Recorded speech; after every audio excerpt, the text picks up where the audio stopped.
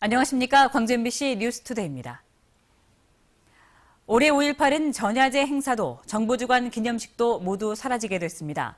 5월 단체들이 임을 위한 행진곡 기념곡 지정이 이루어지지 않은 데 반발해 정부가 주관하는 기념식에 참석하지 않기로 결정했습니다. 송정근 기자가 보도합니다. 임을 위한 행진곡의 5.18 기념곡 지정이 무산된 데 항의해 5월 단체들이 올해 5.18 기념식에 참석하지 않기로 확정했습니다. 국립 5.18 묘지에서 치르는 공식 행사에 불참하는 것은 물론 정부가 주관하는 모든 5.18 기념 행사는 불참한다는 방침입니다. 국가보훈처가 지원하는 5.18 예산도 모두 반납하기로 했습니다. 보훈처 예산이 1억 2,200만 원인데 그것도 반납. 그래도 예산 안 받겠다. 보훈처 예산 안 받겠다. 차라리 시민들 돈을 모아서 광주시 예산이나 이런 걸 가지고 우리가 예산을 가지고 행사를 치르겠다 이런 입장입니다. 해마다 열리는 5.18 행사 가운데 가장 규모가 큰 금남로 전야제 행사도 치르지 않기로 결정했습니다. 임을 위한 행진곡 관련 항의와 함께 세월호 참사에 따른 국민적 추모 분위기도 고려됐다는 것이 행사위의 설명입니다.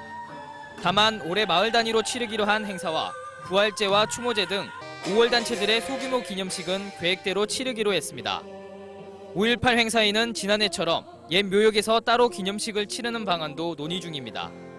지난 2010년부터 임을 위한 행진곡 제창 문제로 파행을 거듭해오던 5.18 기념식은 올해도 파행이 불가피하게 됐습니다. MBC 뉴스 송정근입니다. 광주시가 임을 위한 행진곡의 역사적 배경을 담아 유튜브에 공개한 동영상이 반향을 일으키고 있습니다. 광주시는 지난 1일 유튜브에 공개한 동영상 어느 결혼식의 조회수가 일주일 만에 12,000여 건을 기록했다고 밝혔습니다. 이 동영상은 임을 위한 행진곡의 기념곡 지정을 정부가 외면하고 있는 상황에서 노래의 역사를 알리기 위해 광주시가 제작해 배포했습니다. 세월호 사고에서 보여준 해경의 구조 역량은 낙제점이라는 비난을 받고 있습니다.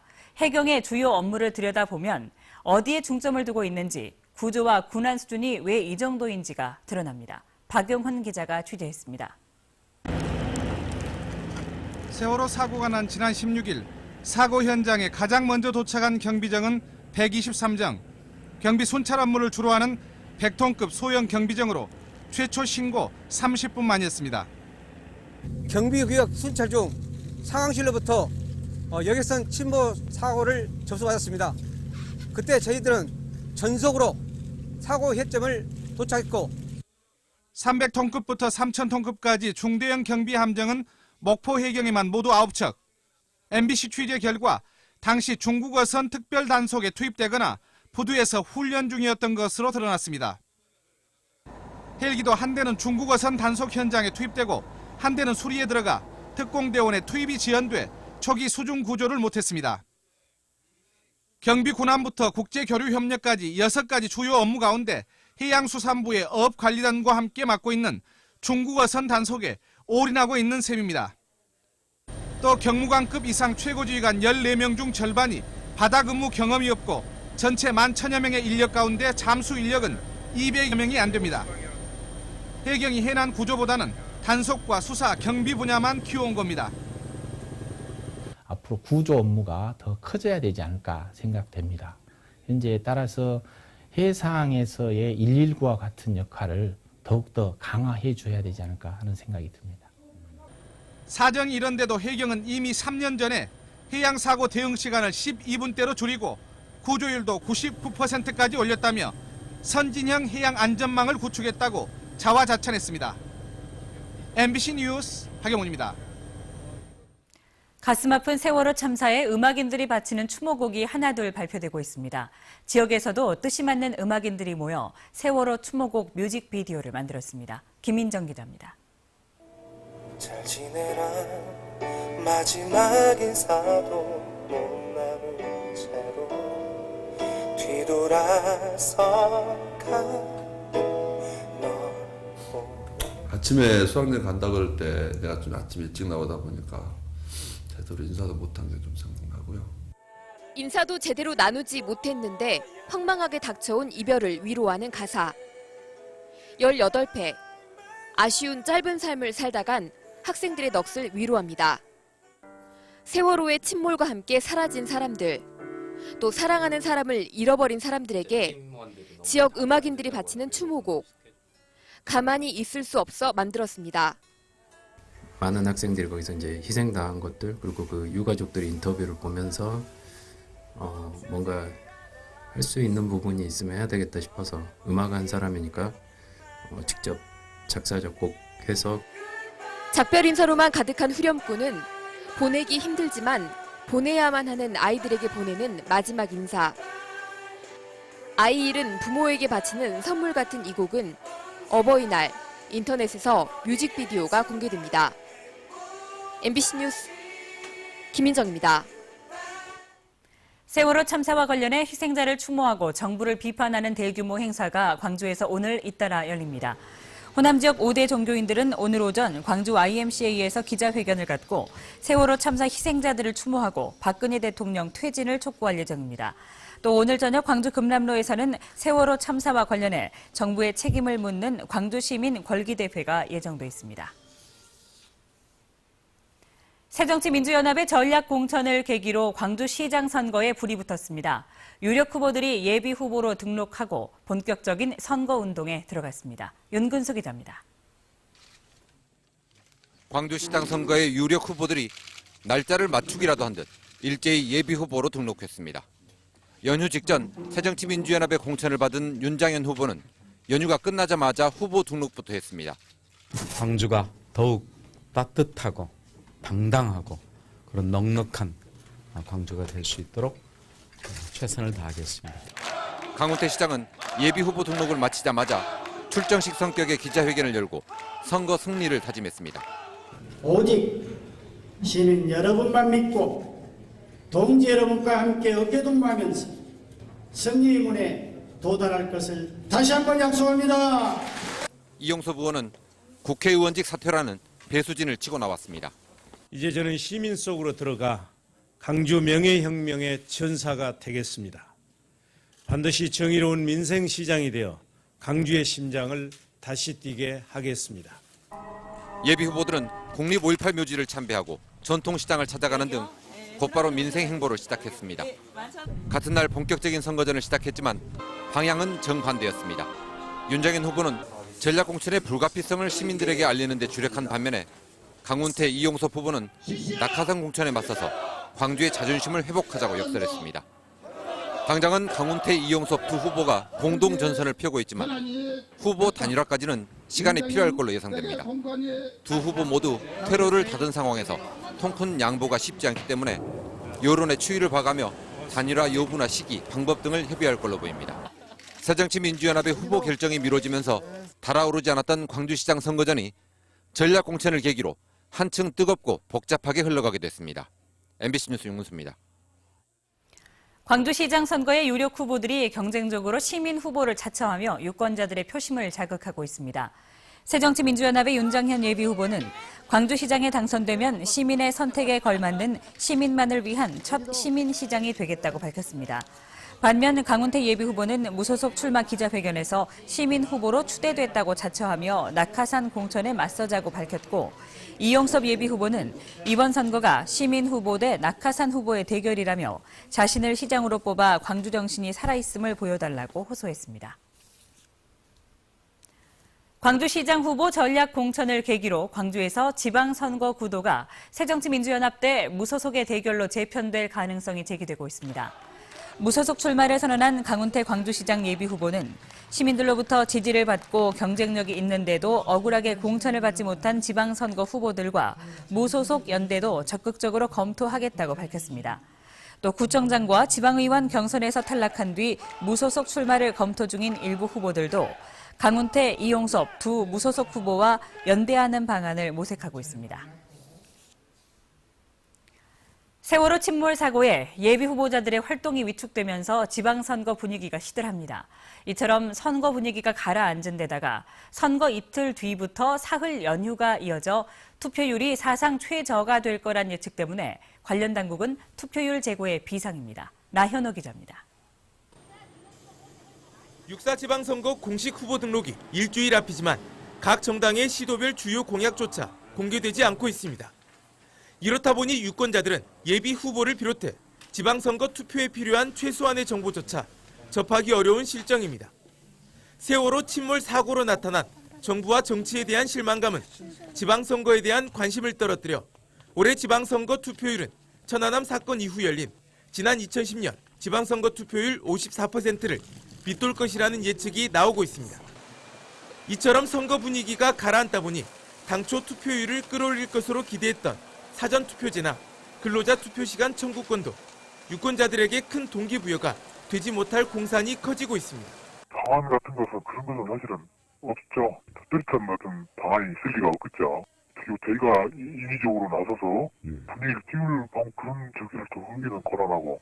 여기에 선거 이틀 뒤 현충일과 주말 휴일이 이어지면서 징검다리 휴가를 내는 유권자들이 많아 투표율을 더 끌어내릴 것이라는 어두운 전망까지 나오고 있습니다. 때문에 투표율에 직접적인 영향을 받는 여야 각 정당이나 예비 후보자, 선관위의 고민이 깊어지는 상황.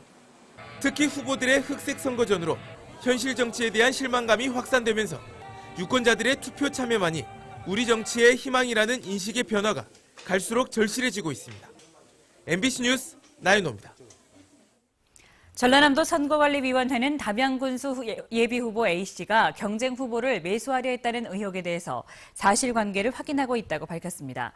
A 후보 측은 경쟁 후보가 양보를 요구하며 후보 단일화를 통해 당선되면 인사권의 지분을 보장하고 선거 비용 보전도 제한했다고 주장했습니다. 선관위는 사실관계 확인 결과 위법 행위가 의심되면 검찰에 고발하거나 수사 의뢰하기로 했습니다. 새누리당 이중효 전남지사 후보는 농어촌 경로당을 시골 노인들이 함께 숙식할 수 있는 준요양시설로 만들겠다는 공약을 발표했습니다. 이중효 후보는 이들 시설의 식사와 관리를 다문화 이주 여성에게 맡겨 이주 여성 일자리도 창출하겠다고 밝혔습니다. 국립농산물품질관리원은 온라인상에서 중국산 카네이션을 국내산으로 속여 판매한 업체 8곳을 적발해 형사 입건하고 원산지 표시를 하지 않고 카네이션을 판매한 업체 12곳을 적발해 150만 원의 과태료를 부과했다고 밝혔습니다.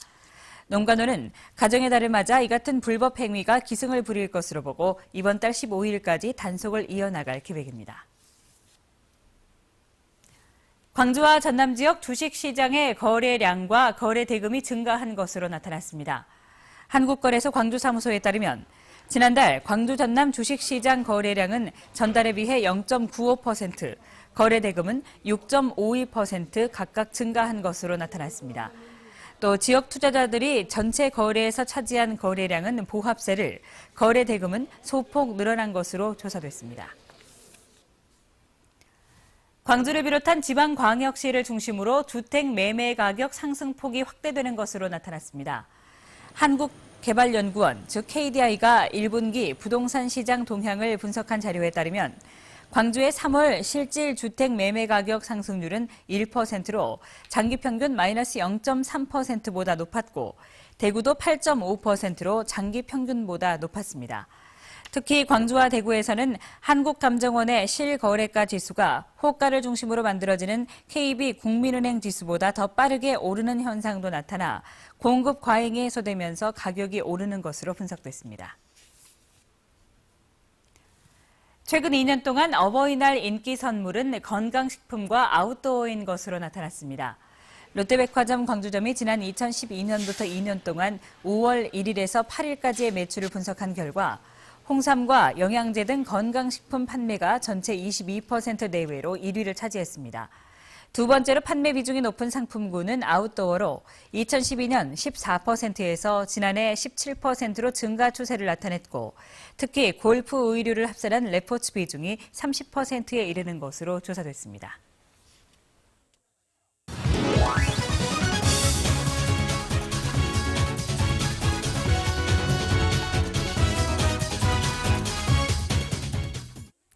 안녕하세요. 스포츠투데이입니다. 올 시즌 타이거즈 유니폼을 입은 용병 3인방. 이래저래 힘들게 경기를 끌어가고 있는 기아에서 기대 이상의 활약을 해주며 효자 노릇을 톡톡히 하고 있습니다.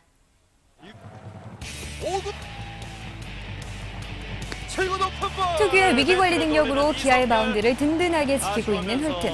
홀튼은 6경기에 출전해 3승 2패를 기록하고 있는데요. 그나마 두 번의 패배도 호투에도 불구하고 승리 운이 따르지 않아 떠하는 것입니다. 평균 자책점 2.70으로 외국인 투수 중 1위의 이름을 올리고 있는 홀튼. 특히 6번의 경기 중 4번을 7이닝 이상 소화하며 중간 개투가 약한 기아 마운드에 큰 힘이 되고 있습니다. 출발은 홀튼이 하고 끝은 어센시오가 책임집니다.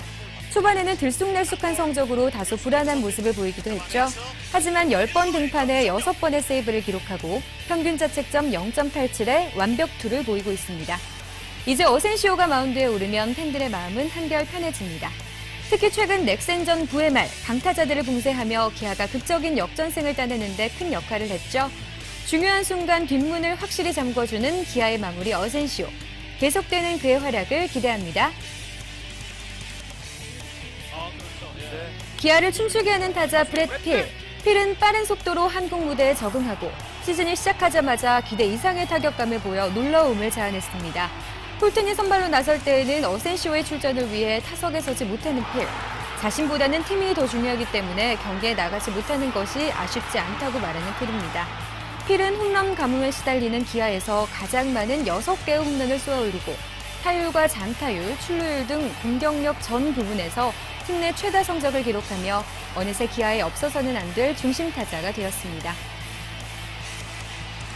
The main goal is just to win, to get our team back in the top, get to the playoffs.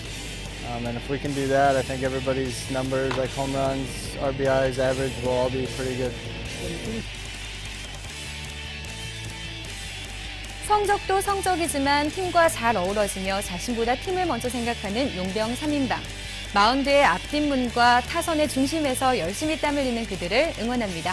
스포츠투데이였습니다.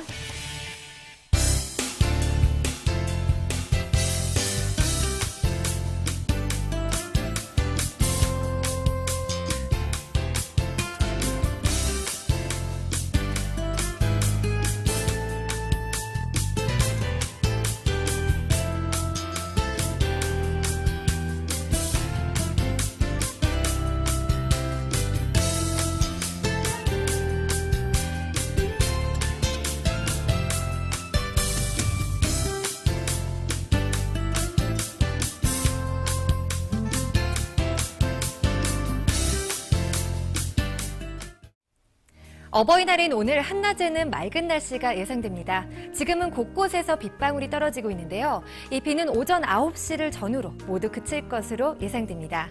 앞으로 예상되는 비양은 광주 전남 최고 5mm로 아주 적은 양입니다. 다만 아침에 바람이 약간 강하게 부니까요. 바람을 잘 막을 수 있는 옷차림을 하시는 게 좋겠습니다. 레이더 영상 보시면 이렇게 색칠된 부분이 비구름인데요. 현재 일부 지역에 비구름이 약간 남아 있습니다. 이 시각 영광 15도, 광주와 나주가 16도로 어제 같은 시각보다 7도가량 올라 있습니다. 낮 최고 기온 담양 20도, 광주와 화순 21도, 구례가 22도로 어제보다 3도가량 낮겠습니다. 바다의 물결은 먼바다에서 2m로 조금 높게 일겠습니다. 구조 작업이 진행 중인 진도구는 바람의 세기가 초속 6에서 11m, 파도의 높이는 최고 2m가 예상됩니다. 모레까지 맑은 가운데 기온도 올라서겠고요. 일요일에는 비가 내리겠습니다.